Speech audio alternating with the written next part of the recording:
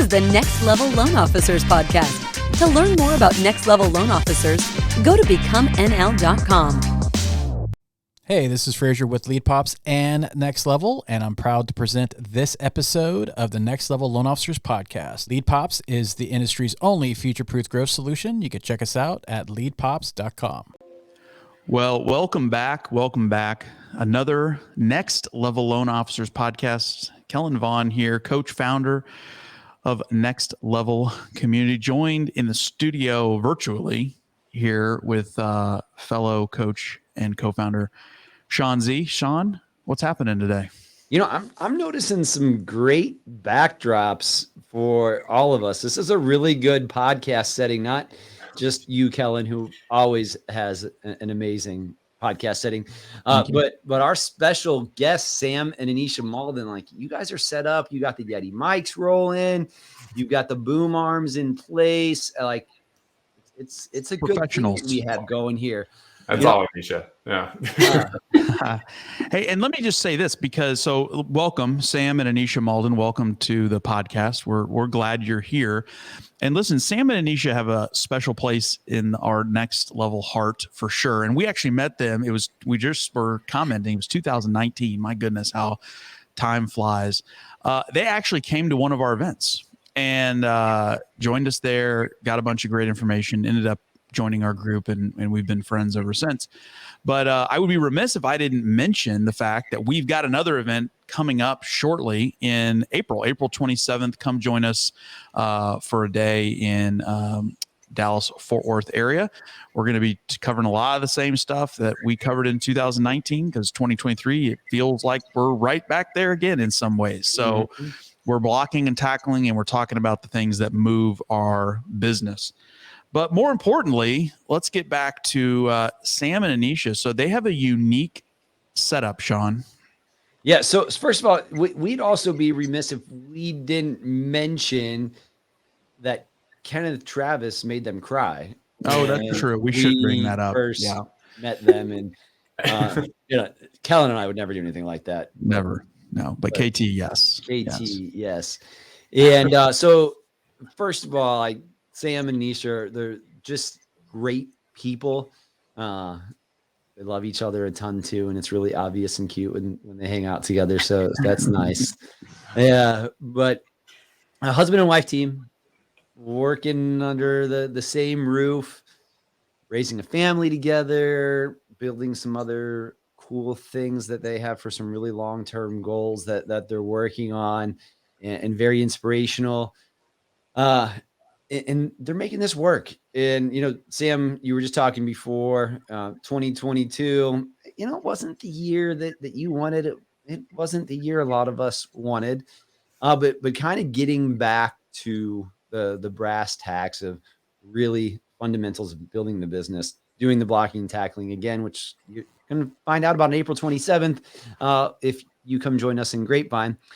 And I'm curious, how do you know when to just say yes, ma'am, pretty much 80 times a day and step out of the way for when Anisha decides how things are going to get done? I still don't know, and I find out real quick that I don't know. That's a good answer. Yeah. So you guys are married. You guys are married, and you work together, right? Yeah. Okay. Yeah. So 2022 was you were telling us. So just let's kind of say what you were saying again, Sam. 2022 wasn't kind of the year you guys thought, and you've made some pivots and adjustments. And I think a lot of people listening to this are probably like, man, I'm with you. It wasn't the year I wanted. I'm back in the saddle. It may be harder now than ever. What are you guys doing? Take us through kind of the thought process where you were and where you are now. Yeah, we went back and took a look at our numbers, and I tend to be the one that does that. That's kind of the dividing and conquering thing. I'm the one that takes a look at the numbers and everything. And 2020 and 2021 really similar. 2022 about half, which I know is like that with a lot of people in the industry.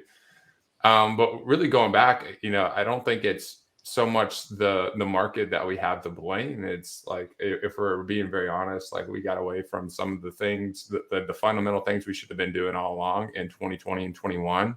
And we started to see that come to fruition in 2022. So the back half of 2022, we really started getting back to those fundamentals, and we've started to see the fruits of that now. Obviously, you don't see the fruits of that immediately. And so I'm just getting back to kind of a grassroots movement of back to the basics, and finding, what each of our ATMs are, because they're different, and like what we're each are focusing on. So, yeah. Sam, I feel you. I went from managing a large region to kicking open the doors of a new company on October 4th and really focusing on the ATMs of educating agents and gosh, just letting a bunch of people know that, hey, I'm originating loans again.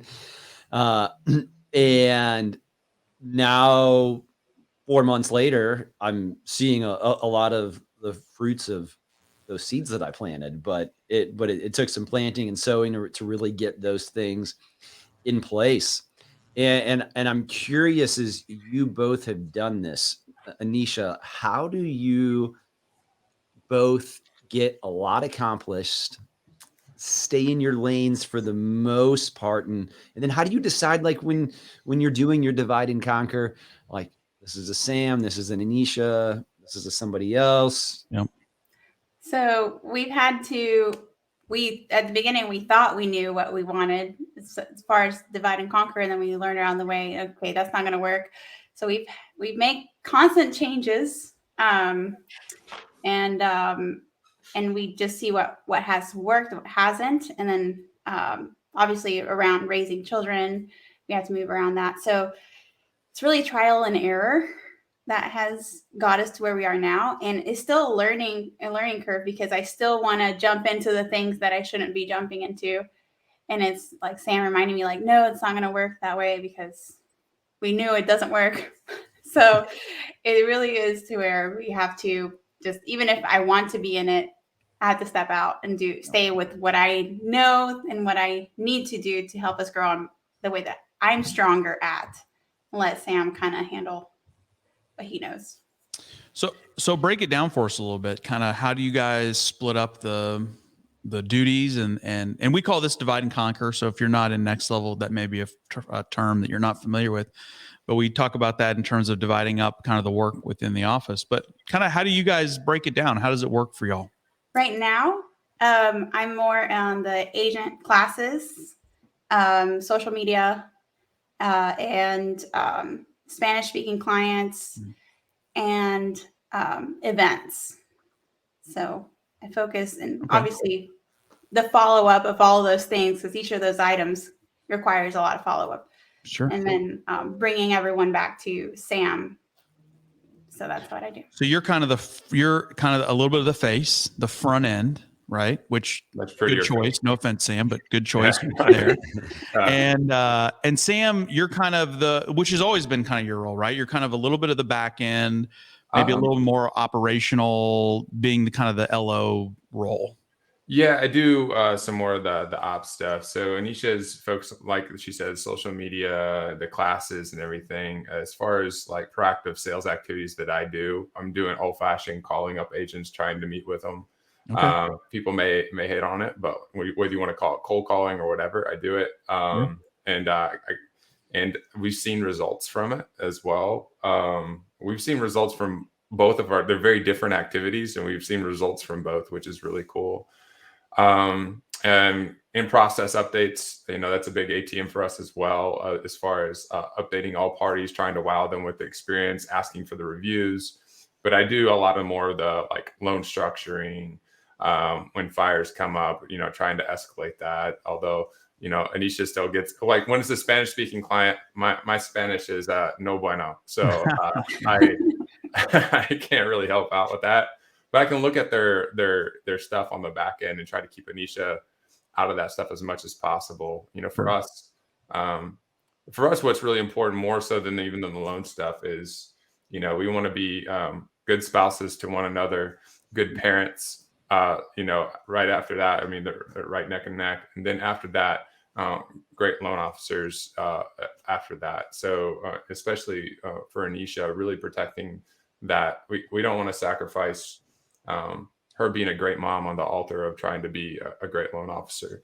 And so, and vice versa. And same for me as well. But particularly in the early years, you know, for reasons I won't mention, she may be a little bit more needed to be present with our little one. So. Yeah, and that's and listen, we've known you guys for a long time, and that's always been kind of a challenge. Is how do we balance that? I think you're to that point. So so for those listening that maybe work with their spouse, whether it's a real estate agent, maybe their spouse works with them. So how do you know? Like, this is always the challenge for me, right? Is like, how do you know when to call? You work at home, like we're looking at you. By the way, if you want to, you can watch these on YouTube if you want to see us, if you want to catch a visual of this. But you guys work at home. So how do you know, like, at the end of the day, how do you call it quits, right? Because I feel like the challenge a lot of times is there's like there's always work to be done, right? So how do you balance all that? Well, there's I tried and stopped working at like 2 p.m.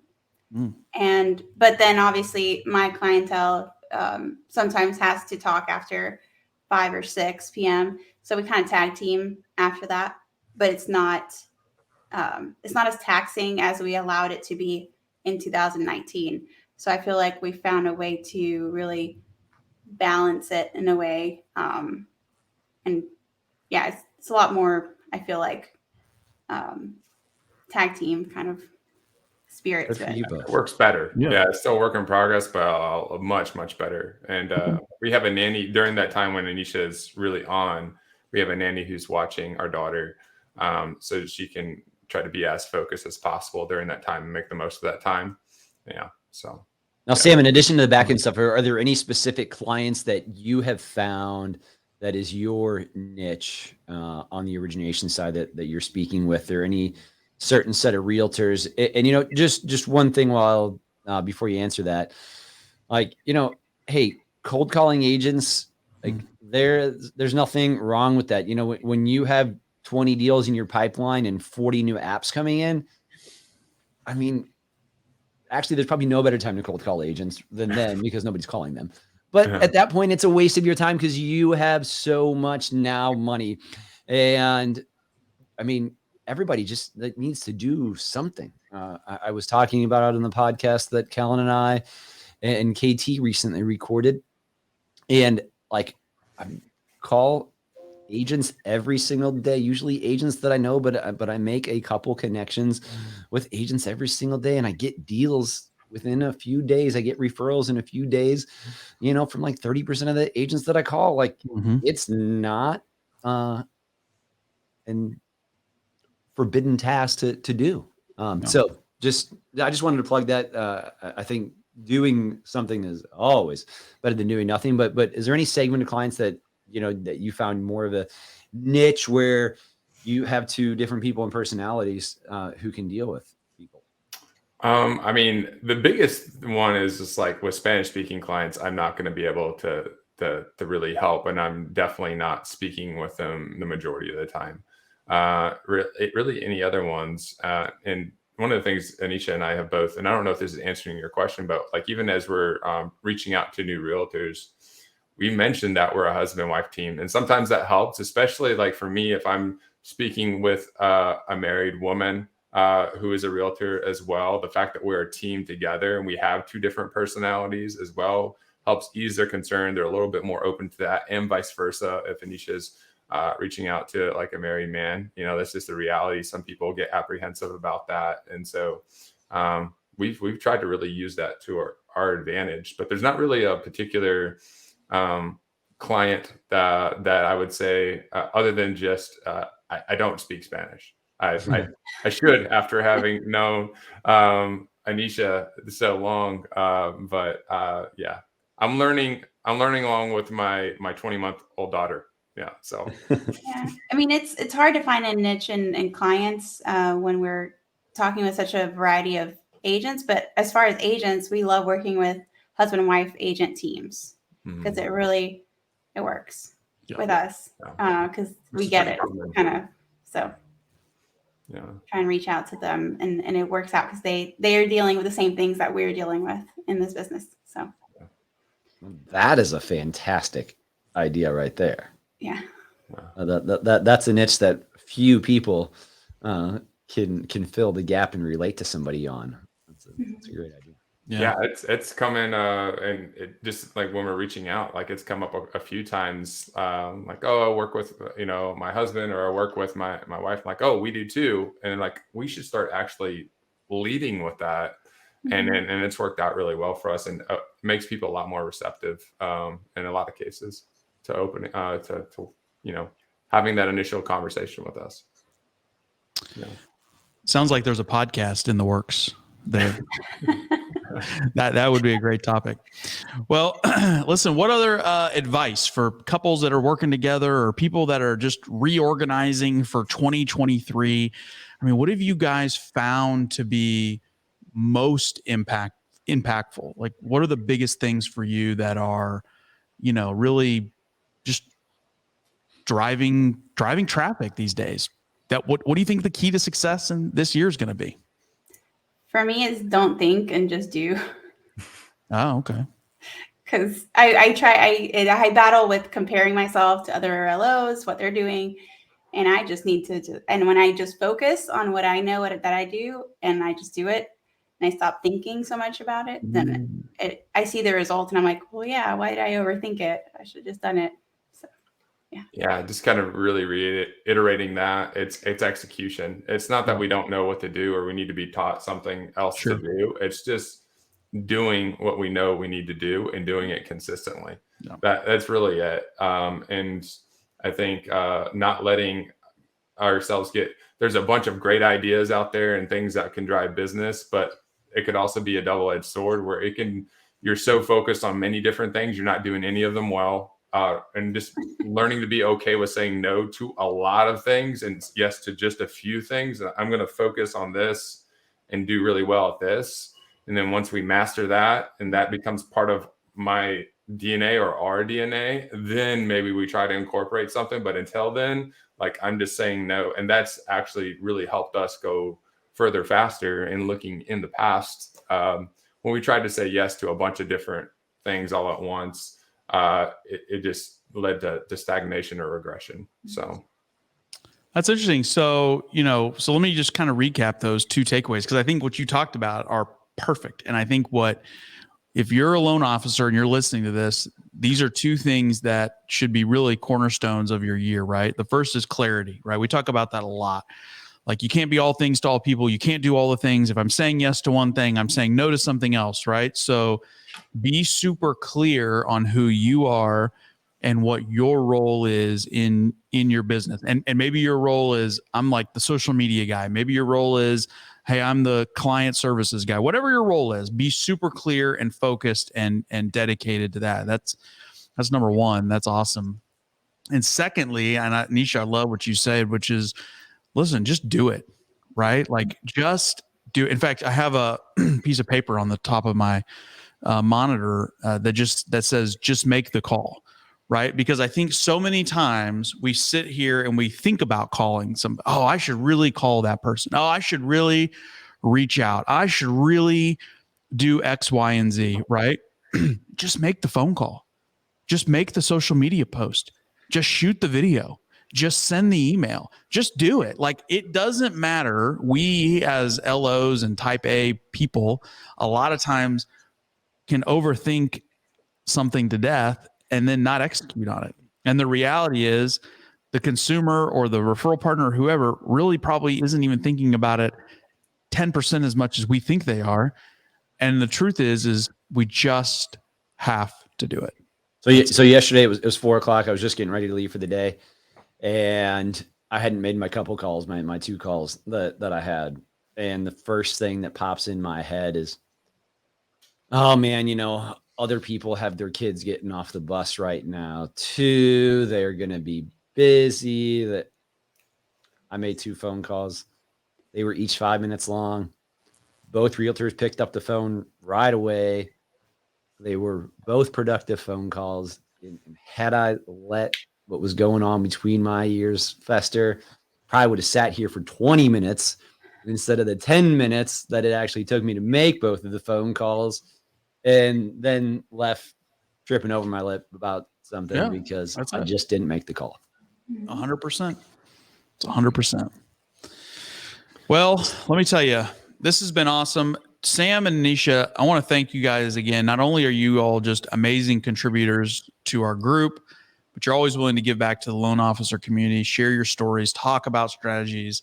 And man, we can't appreciate and thank you enough for what you do inside of our group. So thank you very much for that. And listen, if you're a loan officer out there and you're like, hey, these people seem like cool people, and I'm not talking about me and Sean, but I'm talking about Sam and Anisha, and you want to meet other cool people that are just like them, man, come join our community, nextlevello.com. You can go over to becomenl.com, check us out, and also hit us up in April 27th. We're going to be live in the Dallas-Fort Worth area. So thank you all again. I appreciate you very much. And we'll see everybody on the next Level Loan Officers podcast. See ya. Peace out, y'all.